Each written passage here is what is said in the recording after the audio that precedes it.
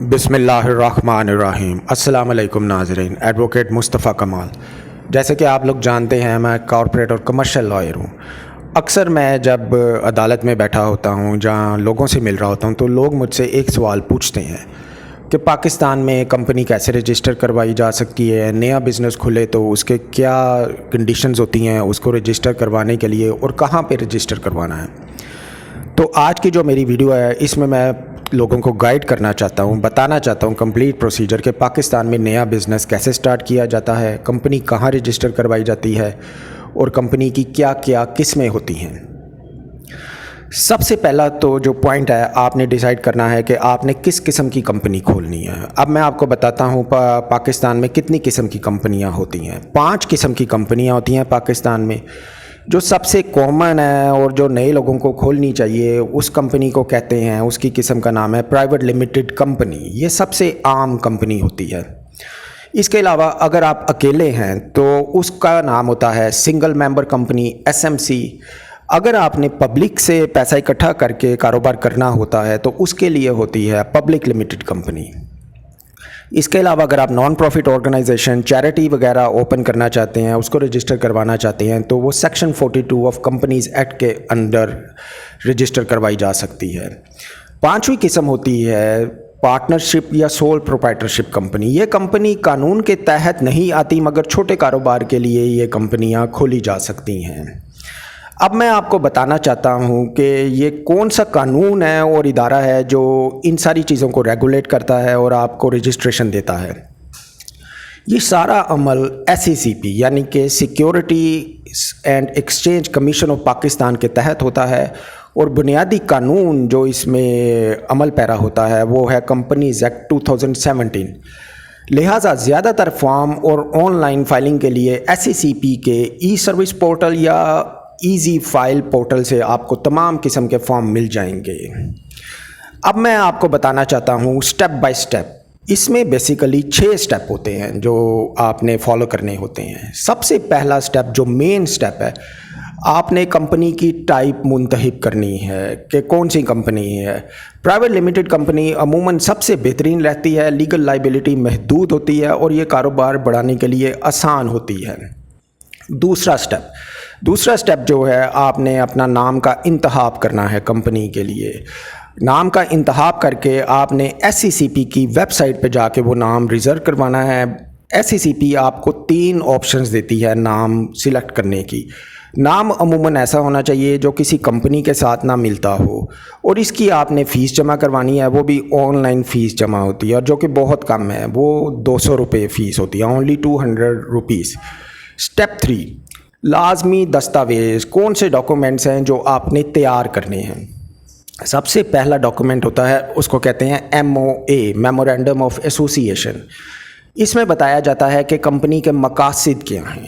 دوسرا ڈاکومنٹ ہوتا ہے آرٹیکلز آف ایسوسیشن۔ اس میں کمپنی کے اندرونی قواعد کے بارے میں آپ نے بتانا ہے۔ اس کے علاوہ آپ نے CNIC کی کاپیاں یا پاسپورٹ کی کاپیاں دینی ہیں کمپنی کے تمام سبسکرائبرز کی یا جو ڈائریکٹرز آپ نے کمپنی میں رکھنے ہیں۔ اس کے بعد آپ نے دینا ہے رجسٹرڈ آفس کا ثبوت۔ وہ ثبوت آپ اپنے کسی یوٹیلیٹی بل کے ذریعے بھی دے سکتے ہیں، اور اگر آپ نے آفس جو ہے کرایہ پہ لیا ہے تو رینٹ ڈیڈ بھی دے سکتے ہیں۔ اس کے علاوہ آپ نے تمام ڈائریکٹرز اور سبسکرائبرز کے سگنیچرز بھی پرووائڈ کرنے ہیں۔ وہ آن لائن بھی SECP کی ویب سائٹ پہ ہے کہ آپ نے وہ آن لائن بھی وہ سگنیچرز آپ ان کو پرووائڈ کر سکتے ہیں۔ اچھا جی، اب چوتھا سٹیپ ہوتا ہے، آپ نے یہ سارے اوپر جو ڈاکومنٹ میں نے آپ کو بتائے ہیں ان کے بعد آپ نے انکارپوریشن فائل کرنی ہے SECP میں۔ انکارپوریشن فائل کرنے کا طریقہ یہ ہے کہ SECP کی ای سروس یا ایزی پورٹل میں لاگ ان کریں، تمام فارم وہاں بھریں۔ جیسے جو مین فارم ہوتے ہیں کمپنی کے، وہ 2 فارم ہوتے ہیں، فارم 21 اینڈ فارم 29۔ اس میں آپ نے جیسے میں نے آپ کو پہلے بتایا ہے میمورینڈم آف ایسوسیشن اور آرٹیکل آف ایسوسیشن، اس کو اپلوڈ کریں اور اس کی فیس ادا کریں۔ یہ تقریباً 1800 روپیہ فیس ہوتی ہے، زیادہ فیس نہیں ہوتی۔ پاکستان میں SECP ایک بہت ہی زبردست ادارہ ہے اور یہ آپ کو انکریج کرتا ہے کہ آپ اپنی کمپنیز کھولیں، ان کے ساتھ رجسٹر کروائیں گے، انکارپوریٹ کرائیں۔ جب سب کچھ درست ہوگا تو SECP آپ کو سرٹیفکیٹ آف انکارپوریشن جاری کر دے گا۔ अब पांचवा स्टेप, पोस्ट इनकॉर्पोरेशन रजिस्ट्रेशन। जब आपको इनकॉर्पोरेशन मिल जाती है, certificate of incorporation from SCCP, तो आपने पांचवा स्टेप है, आपने करना क्या है। सर्टिफिकेट मिलने के बाद कुछ चीज़ें हैं जो आपने करनी है, जो लाजमी हैं। आपने वो सर्टिफिकेट FBR में रजिस्टर करवाना है, जो कि बहुत इजी है। उसकी बेस पे आपको NTN मिलेगा। अगर आप कोई टैक्सेबल सप्लाईज़ का बिज़नेस कर रहे हैं तो आपने सेल्स टैक्स में FBR के अंदर रजिस्ट्रेशन करवानी है। अगर आपकी कंपनी पंजाब में है तो पंजाब में FBR की तरह एक इदारा है PRA, पंजाब रेवेन्यू अथॉरिटी, उसमें आपने अपनी रजिस्ट्रेशन करवानी है। मुलाजमीन के लिए आपने EOBI, employees old age benefit institution में अपना इंदराज कराना है।